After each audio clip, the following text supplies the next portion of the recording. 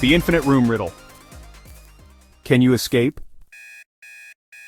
You wake up in a strange, infinite room. There's no ceiling, no walls, and no floor, just endless space. In front of you is a glowing door, but it's locked. The voice of a mysterious figure echoes, "To escape, you must solve my puzzle. Behind this door lies freedom, but only if you answer correctly. Fail, and you'll remain here forever." Here's the puzzle. There are 3 switches in front of you, labeled A, B, and C. Only one of them opens the door. The other 2 will lock it permanently. You can flip any switch, but once you flip one, you cannot flip another.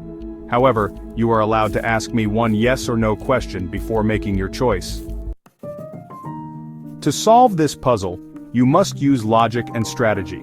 You have one question to ask, and it must help you determine which switch opens the door. But remember, the question must be answerable with a simple yes or no. What will you ask? Here's the key to solving the riddle. You need to ask a question that indirectly reveals the correct switch. Ask the figure, if I were to flip switch A, would the door open? This question forces the figure to consider the truth of the situation. If the answer is yes, you know switch A is correct. If the answer is no, you can eliminate switch A. If the answer is no, you now have 2 switches left, B and C. You can repeat the logic with one of these switches in your mind. Using the answer to your question, you can confidently flip the correct switch and escape the infinite room. The question works because it forces the figure to evaluate the outcome of flipping a specific switch.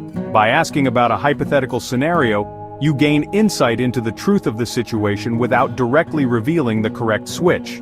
This strategy is based on deductive reasoning, where you eliminate incorrect options to narrow down the possibilities. By asking the right question and using logic, you've solved the puzzle and escaped. But the real question is, if we're standing there, would you have figured it out? Can you solve more riddles like this? Stay tuned for the next challenge.